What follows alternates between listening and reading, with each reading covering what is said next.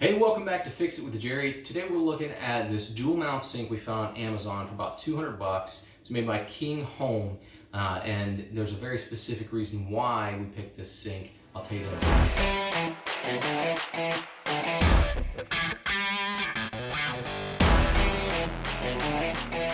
So we picked the sink up on Amazon, and they didn't advertise it as a dual mount sink. Dual mount is over, they call it Topmount, overmount over the countertop, or undermount underneath the countertop. And that's really important because we're gonna remodel this kitchen soon, but it's gonna have to wait a little bit, and we're driving each other nuts in this kitchen. I mean, it's tiny. Should we put a washer and dryer in here? What is this? What is this? Who does that? Right? So, and dishwasher, you say dishwasher? No, you're looking at it, right?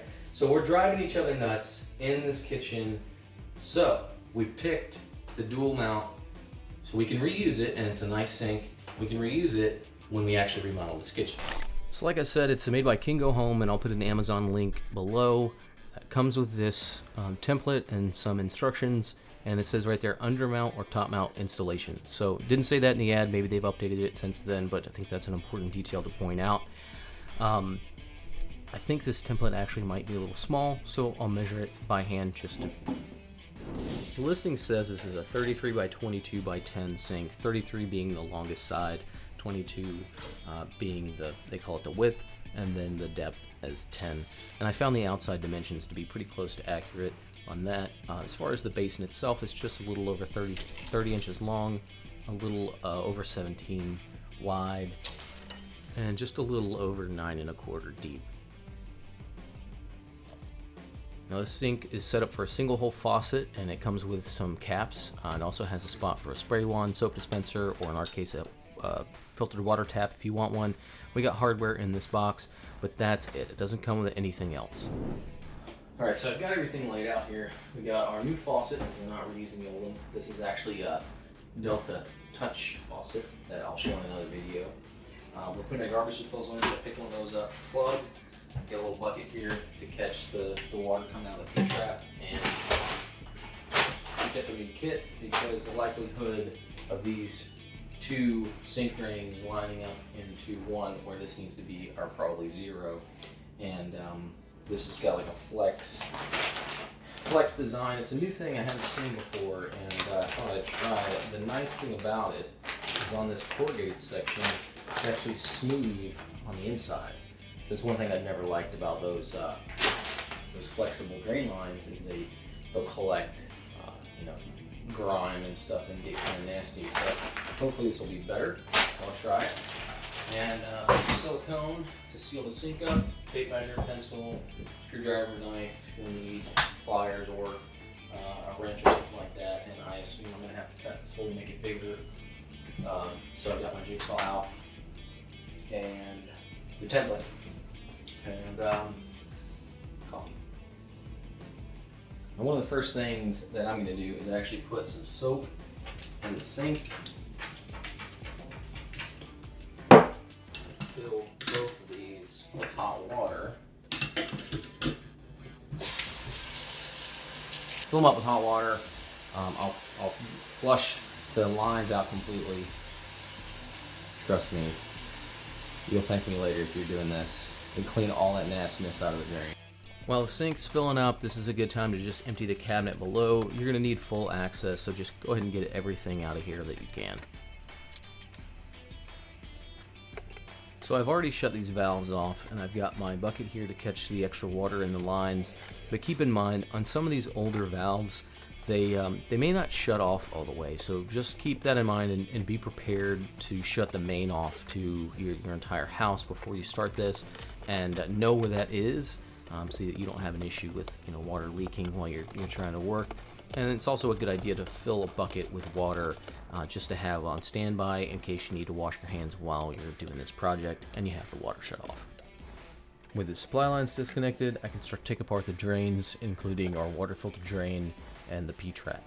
You'll want your bucket again to collect any water that's remaining in the P-trap, and this is the part where you'll be glad that you flushed this out with hot water earlier.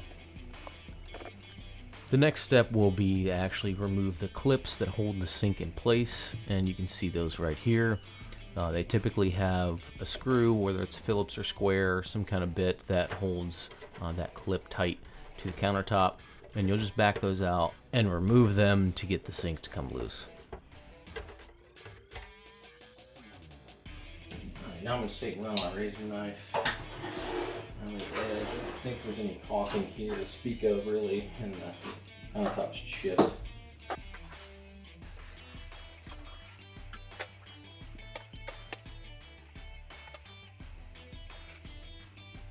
So, since we're replacing the whole sink, we can cheat and take this off of the back, get the sink out.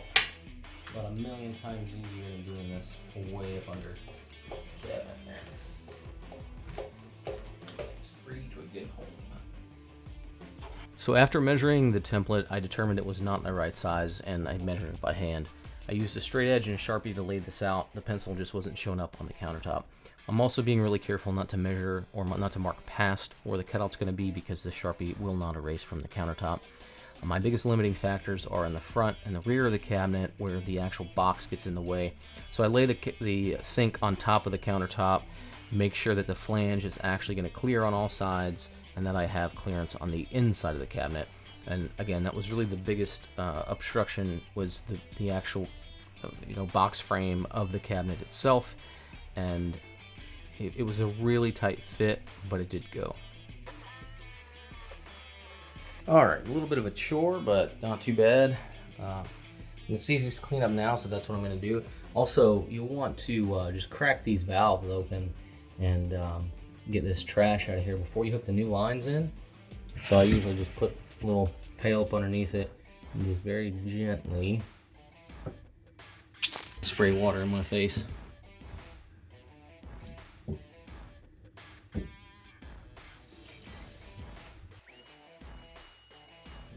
Alright, so finished measurement, what I wound up with here, right at 21 1/8, 31 7/8.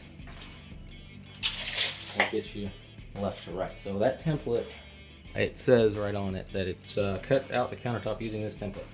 I mean, it's too short and too narrow. So I don't know if I would trust that. At least it's not too big. That would be worse. Right, it's about a million times easier to mount the faucet right now. The sink's out, so that's what I'm gonna do.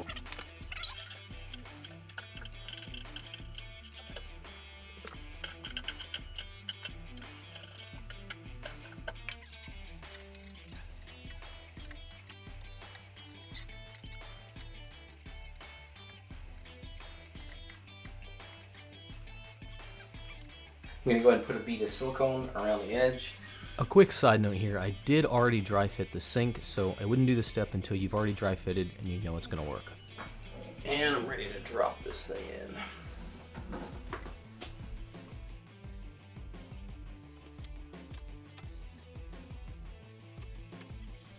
Go ahead and wipe off any excess silicone that may have oozed out at this point, because it's going to take you a minute to get it secured from underneath, and you don't want any of that to dry on you.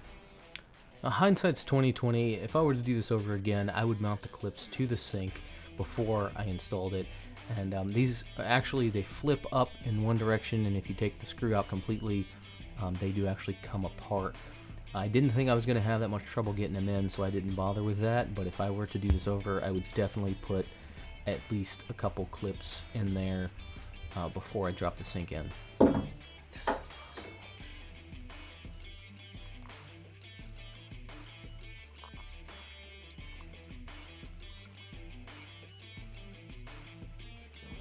This is my nightmare.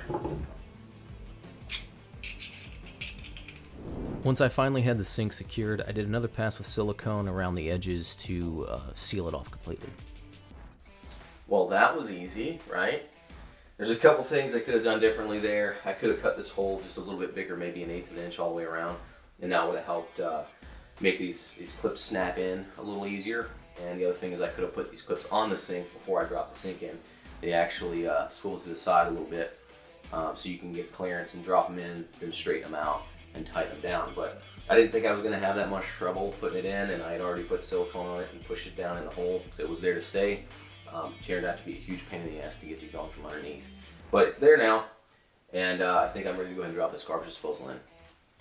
Since I've already shot a video on how to replace a garbage disposal, I'm not going to go into the details of how to install one, and you may be installing just a regular sink strainer. The important thing to know, though, is whether it's a garbage disposal or a sink strainer, it comes with this little cardboard ring in packaging.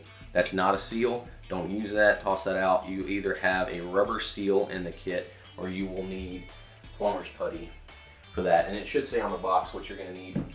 Also, most garbage disposals don't come with a plug, so you'll need a plug kit. Unless you're replacing one, then you can cannibalize the old plug as long as it's in good shape.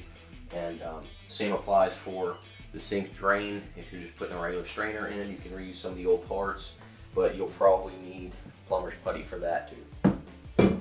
So I'm going to go ahead and skip forward to having this installed, and we'll just look at setting up the drain itself. So here's another teachable moment. Just like any home improvement project that should take a couple hours, this will now turn into tomorrow's project. I'll have to move this outlet drain back here down below the outlet of the garbage disposal, and that means I'll have to cut the back of the cabinet out to do this. This is all due to the new sink being deeper than the original. For now it's hooked up temporarily, but it shouldn't be this way. Typically, the outlet drain is below the sink strainer and about the same height as the top of the P-trap, or even below the P-trap, which is fine. The P-trap is designed to hold water in it and act as a seal to prevent sewer gases from coming back up into the house. In this case, the entire line will be acting as a P-trap, and water is going to sit up to about the level inside the garbage disposal, which is not good. I don't know that it's particularly harmful, other than shortening the life of the garbage disposal maybe, but it will probably start to stink if water is sitting in this all of the time. Now, when I run the garbage disposal, it'll pump water out and drain just fine, but it shouldn't be this way, and I'm going to have to fix that. I'm not too worried about my water filter drain line. It does have a check valve, but that's this black line here, but I would rather it not be below the standing water level of the P-trap.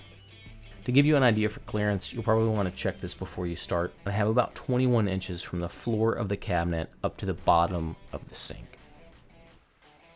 Alright, not without its speed bumps, the sink is finally installed, and I know we're going to love it. We get the garbage disposal now. We got this awesome faucet. Look at that thing. It's the coolest, right? So, couldn't be happier, and even just this modern touch to this ugly old kitchen really kind of breathes some life back into it, and will buy us a little time until we remodel the whole thing. But anyway, we can reuse it when we go to remodel this kitchen and put in solid surface, granite quartz, whatever it is we choose. It'll definitely be an undermounted sink. It will be this undermounted sink, which was the whole point of picking this one in the first place. So for $200, really can't beat it. We had one little speed bump there with the existing drain outlet and the added depth of the sink and the garbage disposal. So you want to check that before you get started. That could be make or break for you, depending on how difficult it's going to be to move that drain, if you even need to move it. But learn from my mistakes on that one. So I hope that was helpful to you. Otherwise, I will catch you in the next video. Thanks for watching.